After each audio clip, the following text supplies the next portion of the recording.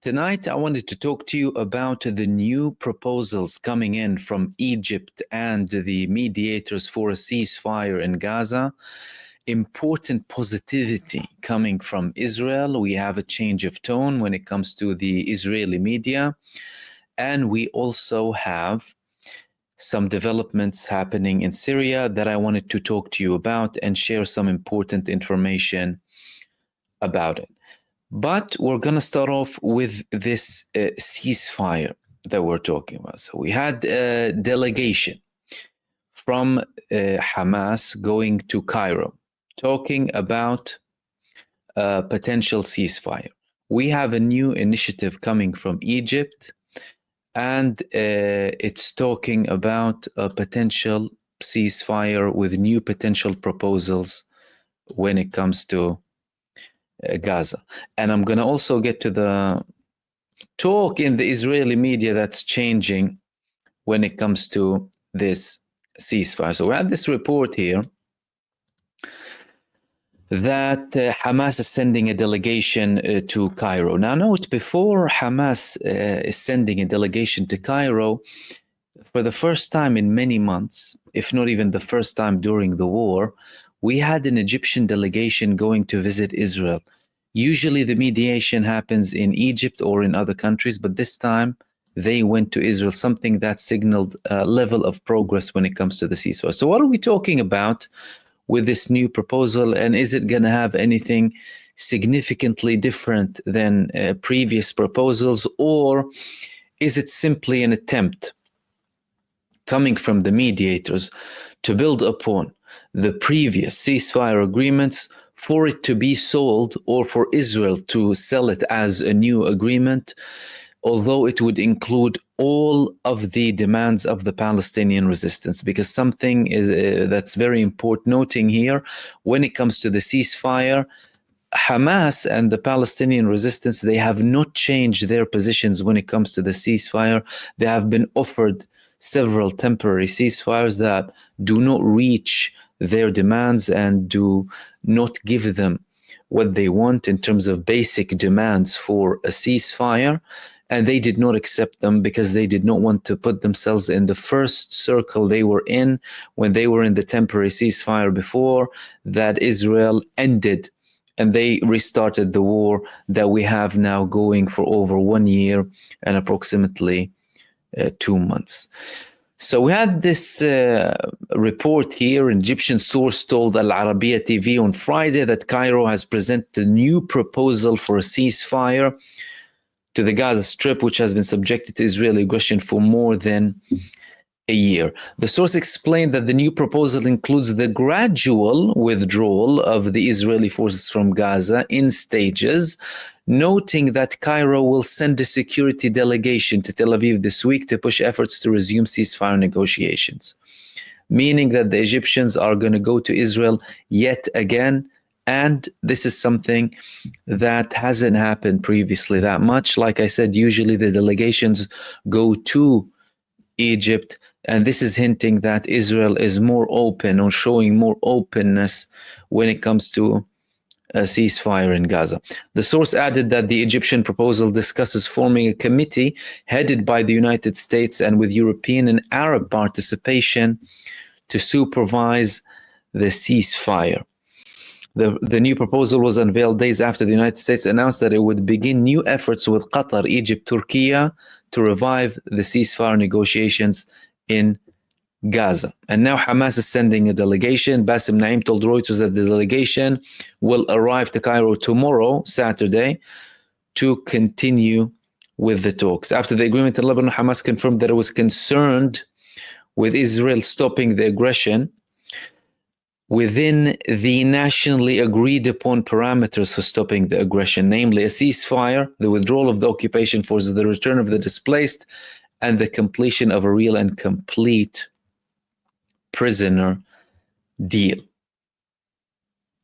And Netanyahu said that the conditions for reaching a possible agreement to release Israeli prisoners in Gaza Strip had become much better. Again, positivity coming from the Israeli prime minister, the same man who was insisting on not stopping anything up until he completely eliminates the Hamas. What's different about this? Well, nothing substantially when it comes to the actual contents of the ceasefire, because the United States itself, the administration, they adhere to the demands of the Palestinian resistance. And they said, Joe Biden accepted a ceasefire. There was a proposal coming from Benjamin Netanyahu as well back in May that included total submission to the Palestinian demands because they haven't changed. But what's changing now is they're probably going to have small little details that would change when it comes to the execution. And one thing that's significant is the participation of Turkey. Hamas previously stated that they would like Russia, China, and Turkey to be added as mediators because the official Turkish position when it comes to the Palestinian cause is more supportive verbally and by some actions when it comes to the Palestinian side. Of course, there are disputes when it comes to certain actions and them not reaching the levels of statements we are hearing from Turkey and certain things on the ground that sometimes contradict these statements. However, that was a Hamas demand, and we saw participation coming from Russia in Lebanon, and they could be introduced at some point when it comes to the ceasefire in Gaza as well, although not adhering to the demands of the United States and Israel when it comes to cutting the supply lines of Hezbollah from Syria, something that we will be talking about shortly when I begin talking about the new developments happening in North Syria, primarily in Aleppo. So Israel is showing positivity. The prime minister himself is showing that there is positivity, saying that the conditions for reaching a possible agreement to release Israeli prisoners had become much better. This is something new coming from Benjamin Netanyahu. And also, and that's very important, the tone coming in the Israeli media. The Israeli media, I shared with you some interviews in the last couple of days with the Israeli National Security Minister Itamar Ben-Gvir, with one of the far-right channels in Israel, Channel 14, that support Netanyahu heavily, and them talking about the timing and the fact that it's now relevant to reach a ceasefire with Gaza after they had a ceasefire with Lebanon. Again, in line with what I personally assumed a couple of months ago that Netanyahu would do, which is escalate slightly with Lebanon to reach a ceasefire and then climb down the ladder, have a momentum of a ceasefire, a vibe of a ceasefire, despite criticism coming from left and right against these ceasefires and the fact that they haven't accomplished anything substantial when it comes to Israel. But that is happening. And we also have analysts from senior Israeli newspapers talking about the time is very now suitable and it's important to have a ceasefire. This is an opportunity that should not be missed. One of the senior analysts in the Israeli newspaper website, Ynet, an opportunity that should not be missed is it is possible to reach a settlement in Gaza and release the abductees. And parts of it included the regulation outline in the north should serve as a basis for the agreement in the south. It will be implemented in 3 stages. The release of the abductees, the establishment of an alternative civilian administration in Gaza, and a permanent ceasefire with tough security arrangements. This will oblige the leadership in Israel to abandon the resolute opposition to the presence, even a symbolic one, of the Palestinian Authority in the Strip and the adherence to the total annihilation of Hamas. Again, things that are open for interpretation and don't have clear definitions, something that Israel always does when it climbs down the ladder and starts to submit to the will of the people who oppose it. In particular, when it comes to the presence of the Palestinian Authority, without describing which Palestinian Authority, because we have 2 of them, and neglecting the objective of the total annihilation of Hamas, which is in effect an admission that they are unable to defeat the Hamas, making it an admission of defeat. And these statements are becoming more and more mainstream now in Israel. The talk about the ceasefire becoming something necessary. Now it's time to end it in Gaza. Even the people who are opposing Benjamin Netanyahu are saying that, well, we had a ceasefire in Lebanon. It's not great, we haven't achieved everything, but it's more pressing now to have a ceasefire in Gaza, because that's where we actually have prisoners of war rather than Lebanon. In Lebanon, we don't have prisoners of war. We have prisoners of war in Gaza, and it's important to reach a ceasefire with Gaza. Which leads me to the second thing that I wanted to talk to you about. We had a declaration of a campaign coming from certain elements with what is labeled the Syrian opposition, called the deterrence of aggression. A campaign called the deterrence of aggression. And we had a couple of reports talking about this campaign, but I will do my best to try and cover parts of it in the next couple of days as well, alongside relevant developments, of course, in West Asia and globally too. But this is very significant because it came in a very suspicious timing. And I will get to the reconciliation process and the de-escalation and the Astana meetings in a second. But before that, I'll share with you some of the details when it comes to the actual operation. So, as stated, some of these movements in Syria who oppose Bashar al-Assad and his government, they launched an operation called the Deterrence of Aggression. The leader of the military operations department affiliated with the Syrian opposition factions, Ahmad Dalati, said today that the Deterrence of Aggression operation came in response to the criminal behavior of the Syrian regime during the recent period to deter it and to preserve people's lives. On Wednesday, the Syrian opposition factions launched a military operation called Deterrence of Aggression, during which they were able to take control of important villages in addition to the 46th Regiment, which is one of the largest military units in the western Aleppo countryside and was under control of the opposition until February 2020. Since Wednesday dawn, the opposition factions have been able to control nearly 70 towns and military points of the regime in the countryside of Aleppo and Idlib. And okay, we have this operation now, primarily according to the opposition, as a response to the criminal behavior of the Syrian regime during the recent period to deter it and preserve people's lives. What we have seen in recent times is actually de-escalation.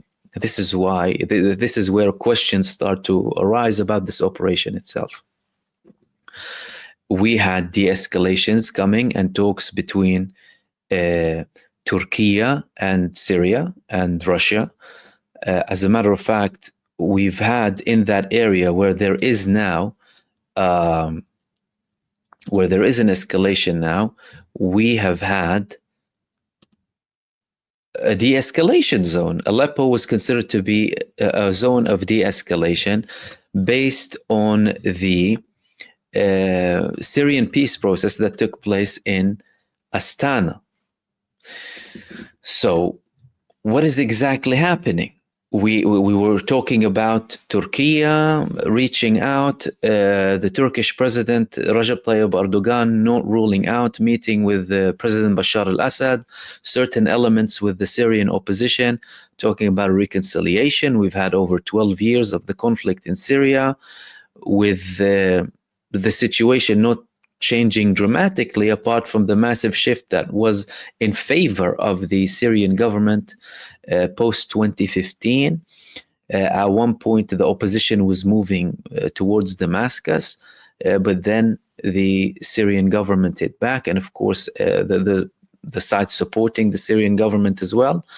And on each side, we have people supporting them. In 2012, certain attempts started with Arab League peace process, and then we had informal talks, proposals by Moscow. That's before the intervention of Russia. Some people offered Assad to step down. At one point, Western powers backing the Syrian opposition were confident that Bashar al-Assad was about to go down. Then there were other attempts throughout 2012, reaching up to the Geneva II Convention in 2014, with the United Nations participation and some mediators from Arab countries too. And then we had Astana in 2015. Astana in 2015 was the first meeting in Astana that led to the second one between 2015 and 2019 and 2020. We had also Geneva III, cessation of hostilities, Lausanne talks, alongside another Geneva Convention, and Sochi, but many of them, again, they were not very successful for various reasons. Parts of the opposition that showed disunity from day one. There were many conflicts within the Syrian opposition, backed by many countries that had varying differences in interest in Syria, some from Saudi Arabia, some from Qatar, some Turkey, some of the Kurdish movements, and of course the United States, NATO, Western countries as well, and then Israel we have in the picture. That caused a lot of disunity between the opposition movements in Syria, and some of them were not present, and that caused a big problem. If you have a side that is opposing the government and you don't really know where who you want to talk to, that causes a problem when it comes to the implementation.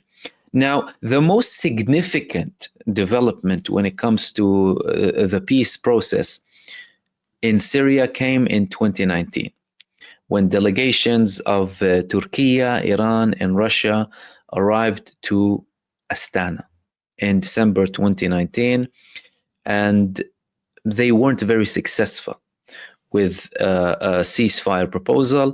But then we started to have success following 2020 and 2021.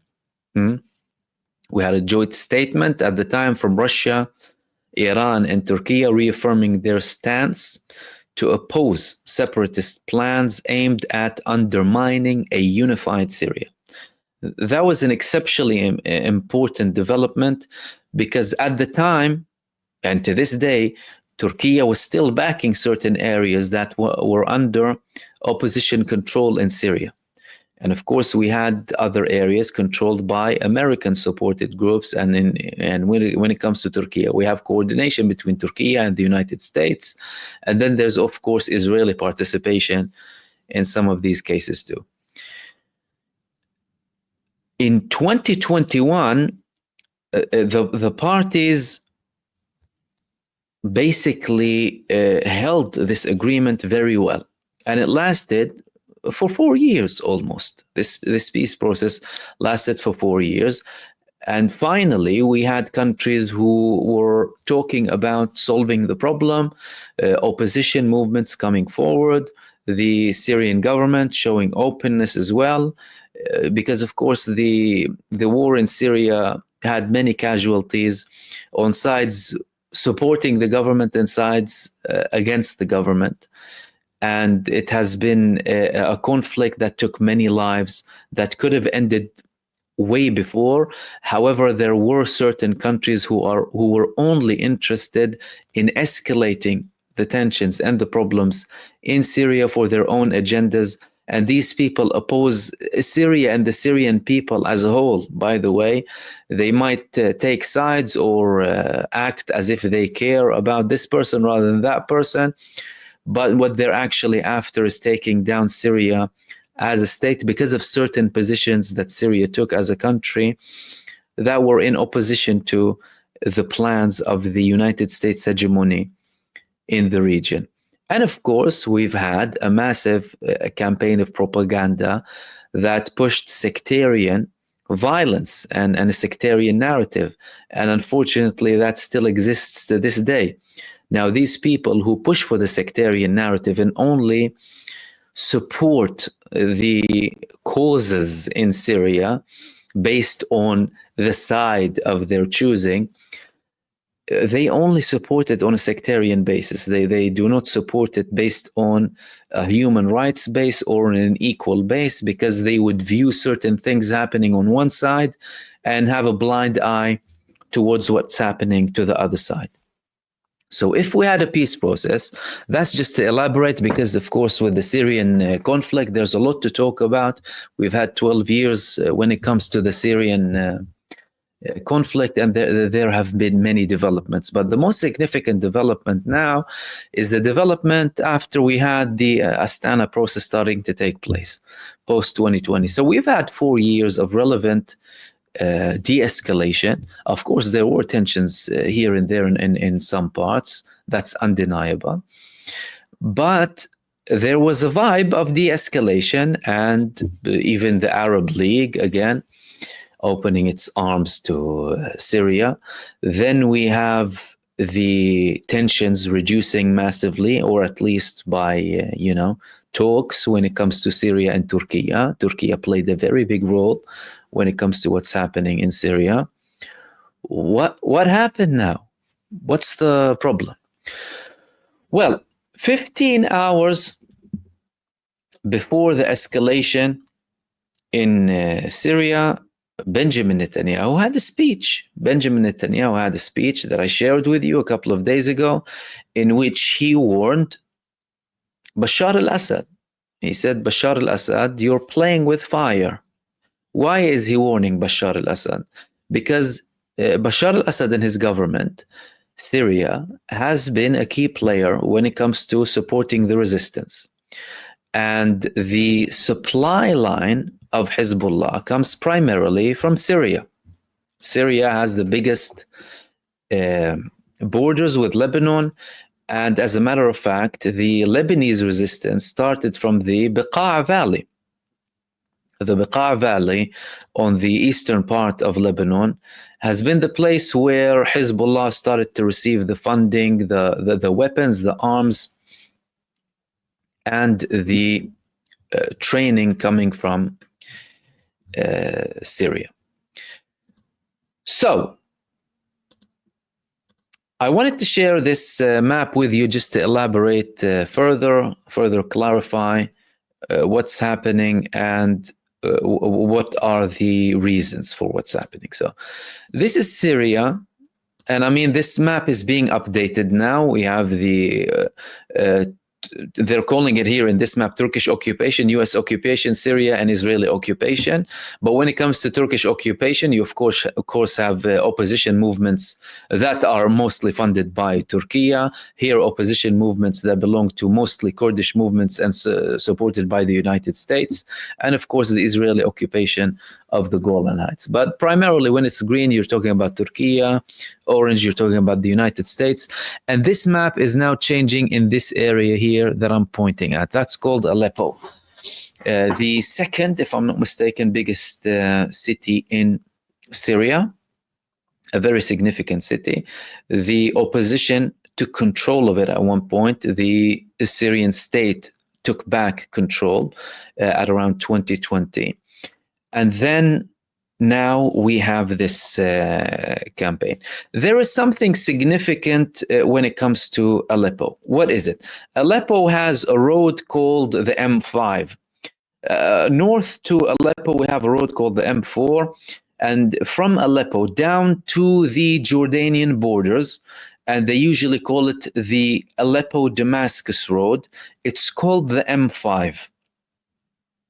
The opposition made it no secret that they are trying to control the M5. And now they are getting close to certain parts of the M5 in this area around here. Now the forces are stretching up to the areas surrounding Aleppo. There have been some videos released of them in Aleppo physically, and again we're having disputes of the authenticity when it comes to how genuine they are when it comes to Syria. But what is the reason for them wanting to control the M5? Well, it's one of the key roads when it comes to Syria. And if they start taking control of the M5, that means they are taking control of one of these main roads that could later go down to Damascus and the Jordanian borders and literally choke this whole area that stretches to Lebanon. They can begin by choking it from the north towards this area and not allowing any access when it comes to Syria to Lebanon from the north, from Tripoli and these areas. And then they can continue down south, reaching a Suwaida area up to the Jordanian borders. If they succeed in that, and of course with any military operation, it begins with limited locations, and then it starts to stretch further.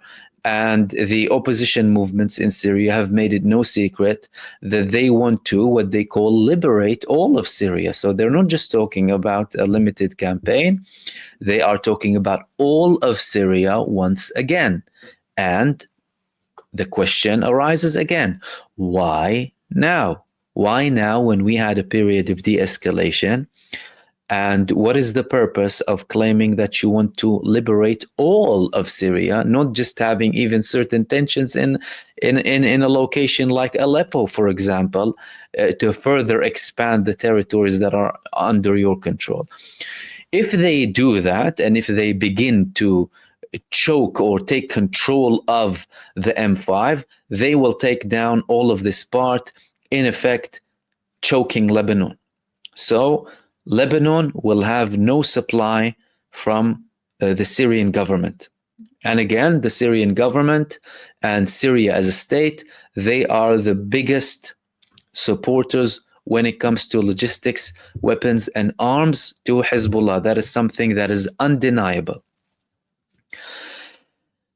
So we're talking about a very big campaign. Is it a coincidence that this campaign came 15 hours after Benjamin Netanyahu's speech, during which he threatened the Syrian president and the Syrian government?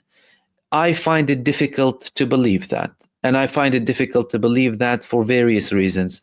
The first reason is, well, elements within, and I am going to try and be as objective as possible, by the way, elements of the Syrian opposition thanked Benjamin Netanyahu when he was attacking Lebanon. Elements of the Syrian opposition wrote thank you boards to Benjamin Netanyahu and published them. Elements within the Syrian opposition came on Israeli media. Elements of the Syrian opposition were treated in Israel. Israel does not consider the Syrian opposition to be terrorists. They consider them to be fighters, although some of these fighters belong to ISIS and movements that, well, you'd be surprised why Israel would call them as such. So if you're thanking Netanyahu, if certain elements within your movement have direct engagement with Israel, open engagement, they're making no secret of it, thanking Israel for assassinating Sayyid Hassan Nasrallah and for attacking Lebanon, then what makes us think that they would not necessarily receive support from them or coordinate with them? And when we talk about Israel, we're not just talking about Israel. We're talking about the United States. We're talking about NATO.